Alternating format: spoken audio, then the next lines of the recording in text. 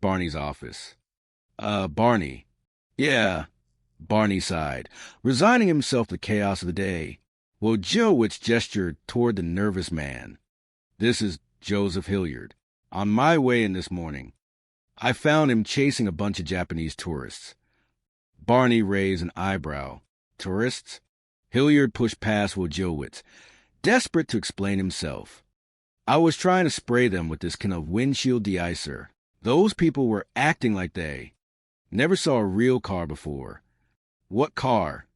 Barney asked. My DeSoto, Hilliard declared, his voice filled with fierce, protective love. They were violating it. I went into Ed's auto supply store for 2 seconds to buy a can of carnauba wax and a case of those little pine trees. And the next thing I know, they are hanging all over my car, sitting on the hood, posing for pictures, kicking the white walls, fondling the fins. Is that any way to treat a 57 Fireflight? Barney looked at Wojciechowicz. I am not sure. Anyway, Wojciechowicz continued, rubbing the back of his neck. When I tried to calm him down, he took a swipe at me. Did you try to hit him? Barney asked Hilliard. Well, I did not know that he was a cop. Hilliard defended himself, looking Wojciechowicz up and down. He looks like a typical chrome smudger. Wojciechowicz bristled slightly. There you go. No, wait, we are not done. See, the car is not his. Oh. Barney leaned back in his chair. Yeah. The minute I showed him my badge, he blurts out that he stole it. Wojciechowicz explained. Hilliard shrugged apologetically. You would have found out anyway. Maybe. Wojciechowicz conceded. They are car thieves, huh? Oh, no, Hilliard pleaded, his eyes wide with earnestness. It was a crazy impulse. Look, times were tough for me. I was just out of the service. I did not have a job. No future. I was depressed about Sputnik. The DeSoto represented everything I ever wanted. Everything I could not have. Barney checked the notes Wojciechowicz had handed him. Exactly when did you steal this car? October 6, 1957, Hilliard said quietly. That is almost 25 years ago. Barney noted, a hint of astonishment in his voice. But that car looks as good today as it did the day that I stole it. Hilliard insisted with pride. Wojciechowicz nodded in agreement. Yeah, it is true. He let me drive it down here at Hanno's. Great. It is beautiful. Well, remember to put that in your report, Barney said, fighting back a small smile. Thank you. You want me to check with the district attorney's office about statute of limitations. Wojciechowicz asked. He only hit you 10 minutes ago.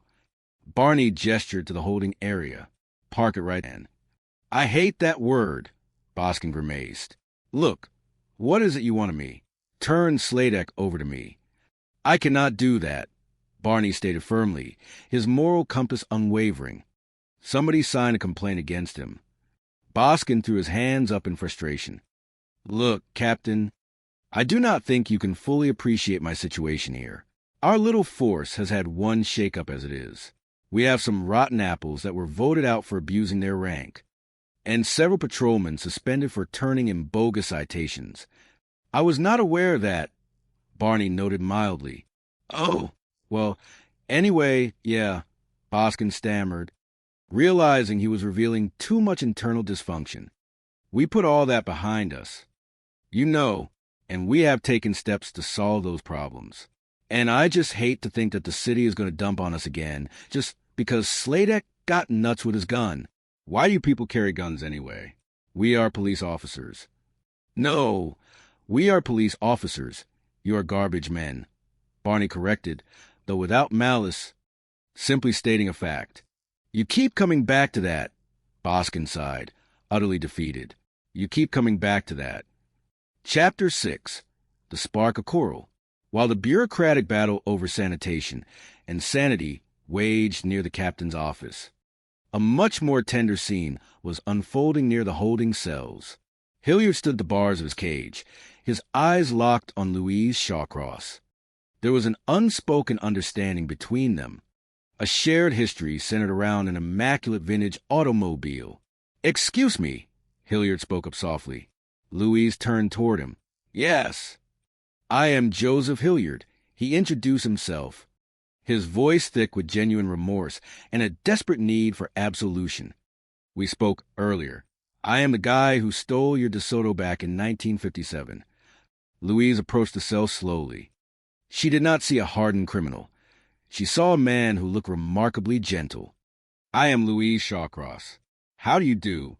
Hilliard nodded, twisting his hands together. I must say, Joseph. Louise smiled softly, looking deeply into his eyes. You have taken very good care of the car. Hilliard's posture straightened. His guilt momentarily vanished, replaced by an overwhelming wave of pride. Sure, I devoted half my life to it. You must love the DeSoto very much, she observed astutely. Are you kidding? Hilliard chuckled warmly. We have not been apart for one day all these years. Sure, you know, I used to rush right home every day after work just to see that she was okay. And on the weekends, I used to pamper her. I used to wash her with warm, sudsy water. And then I would take a soft chamois, and I would rub her until she was gleaming. Louise listened, absolutely captivated. There was no anger in her heart, only a profound fascination with this man who had loved her stolen possession as deeply as a cherished family member. Hilliard sighed, a heavy sadness returning to his tone. You know, if this did not happen, I was going to surprise her next month with a set of classic plates, for our 25th anniversary. And now I have ruined everything. Louise reached out, her hand resting gently on the cold steel bars of the cell. It is okay. It is still your car. Hilliard looked up, stunned by her immense grace. Of course you are. You are welcome to come and visit us from time to time. Louise's smile widened, her eyes crinkling at the corners. Really? I like bubble baths, too. In that brief, sparkling moment, amidst the peeling paint and weary atmosphere of the 12th Precinct, a deeply genuine connection was forged over shared love of a pristine coral-colored machine. Meanwhile, Boskin had given up his crusade to save his rogue officer. He buttoned his suit jacket, preparing to leave. Okay, Mr. Boskin, Barney said, extending a professional courtesy. Thanks for all the help. Hey, for one of the boys, Boskin muttered defensively, heading for the door. Sladek gripped the bars of his cell, panic rising in his chest. Hey, Mr. Boskin, what about me? Boskin paused, refusing to make eye contact with his disgraced subordinate. Sorry, Sladek, there is nothing more I can do for you. Sladek was aghast. What? You mean I gotta go to jail? Probably, Boskin said coldly. But hey, best of luck. As Boskin walked out of the precinct, Sladek's temper flared once more. Hey, wait a minute, Boskin, where are you going? Nobody turns their back on me. But the doors closed, and Sladek was left alone to face the consequences of his righteous, misdirected anger. He just walked away. Across the room, Wojo had finished consulting with the legal experts downtown. He walked over to Barney and Louise. Excuse me, Doctor, I have talked with Mr. Hilliard, and I think he deserves a second chance. Louise told Wojo earnestly. Who are you? Wojo asked, momentarily confused before remembering. Oh, Barnes, this is Louise Shawcross. She owns the DeSoto. Barney nodded in understanding. Oh.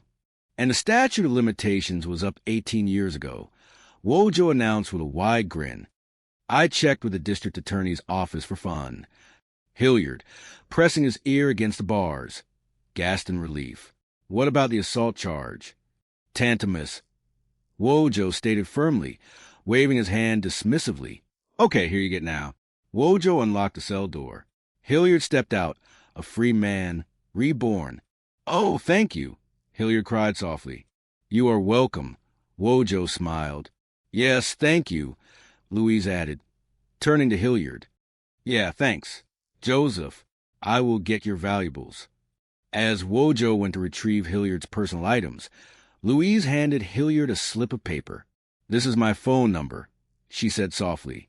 Hilliard took the paper as if it were a fragile, precious gem. Thanks a lot. Now, Whenever you get the urge to see the car or me, just give us a ring. We will always be there. I am looking